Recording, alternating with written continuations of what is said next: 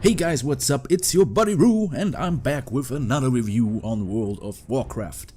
Oh no, it's called World of Roocraft, sorry. Things are looking pretty good. We only have 4 races left we need to talk about before we move on to the different areas of Azeroth. And today I want to tell you about the Draenei.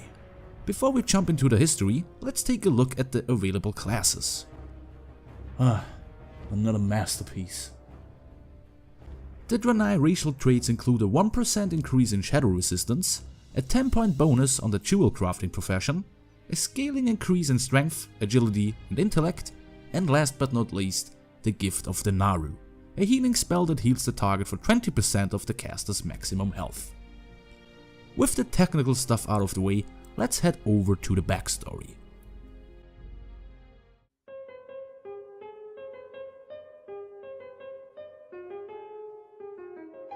Did you know that the Draenei are actually aliens? No? Well, now you do. And did you know that just like their fellow aliens the orcs, they also came from Draenei? Well, they kinda did.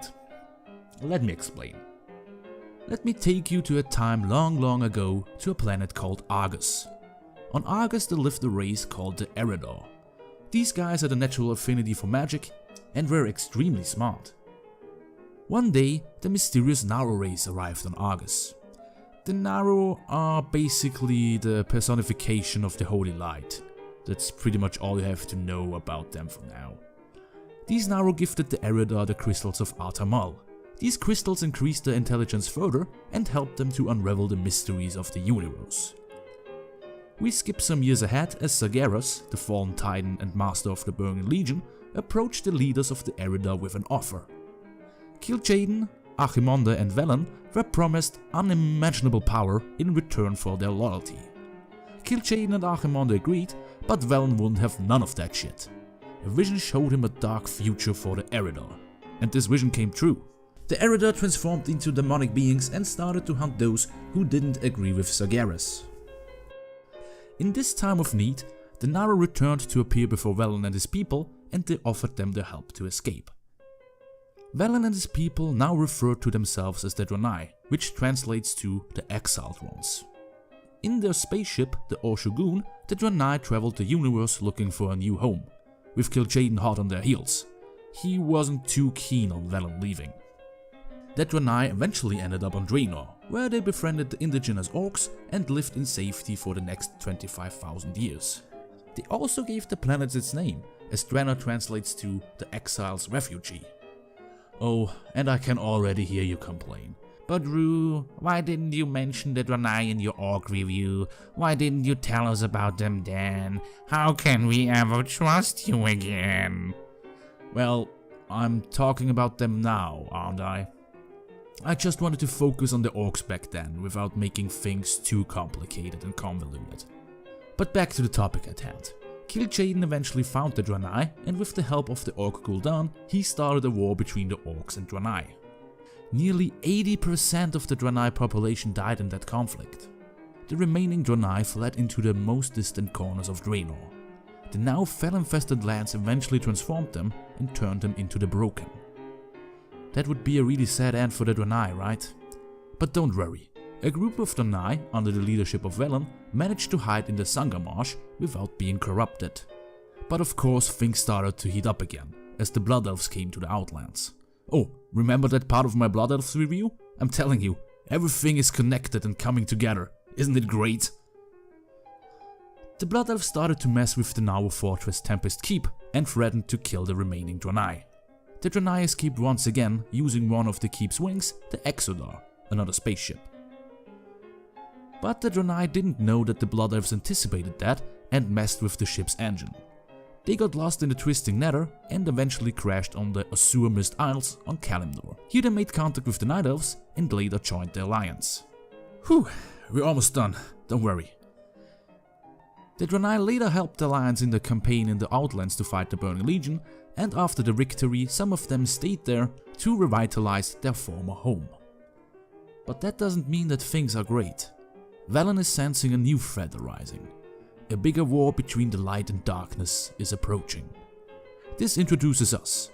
We are one of Valen's chosen who stayed back on Azeroth to aid the Prophet and the people of Azeroth. So all the stuff I just told you about the Draenei fighting the Burning Legion in the Outlands, the game decides that this didn't happen yet. Yeah, the Draenei suffered the same fate as the Blood Elves. Their starting area didn't change with the Cataclysm add-on. But let's move on. We start out in Armen Vale and wake up after the Exodar crashed. Our main priority is to help out other survivors and deal with the after effects of the crash. The power cores of the Exodar are polluting the wildlife and we have to find a way to reverse the damage. After neutralizing a polluted lake, we go on to inoculate some Owlkins. Wait, vaccinations? Don't they know that they cause severe health problems? No, I'm just kidding. Nobody gives a shit. After we save the critters of Armen Vale, we come across some Blood Elf spies. Naturally, we greet them with some violence. Our next stop is the Azure Watch to meet up with more survivors of the crash. Intentionally, I wanted to skip over this part, since nothing really exciting is happening there. But then I realized that the Azure Watch is pretty much the only Draenei village on the island. The most exciting thing there may be the fact that you can talk to a ghost. Everything else there's just you hunting, gathering medicine, and going fishing. And what exciting thing can possibly happen when you go fish? Surprise, motherfucker! Oh, hell no! I'm out of here! Let's talk about something more interesting as we come across an Alliance fleet. Those guys were forced to stop at the Azure Mist Isles due to sabotage. We also run into our old friends, the Venture Company, and help the fleet to uncover the mystery around the saboteur. Turns out that one of the crew members was conspiring with the Venture Company and is actually working for Kel'Thas, who wants to strip mine the Exodar for its magical power stones. Yeah, that's not dated at all. We also fight a bunch of snake people. That's fun too, I guess. The most interesting thing may be the journey around the island to communicate with the spirits of the Stillpine Firbolgs. These spirits not only teach us the language, they also lead us to the Stillpine Hold. Here we are told that we are the Promised One, a hero destined to save the Stillpines. And we are just in time, since the Stillpines are at war with the Bristlelimb tribe and we help them fight them back. We also free the imprisoned tribe members. And we have to fight some Murlocs. But I'm not going to talk about those assholes again. There are even more problems. One of the power cores of the Exodar crashed into the Stillpine's home and turned the Owlkins their cuckoo. And we have just the right cure for cuckoo.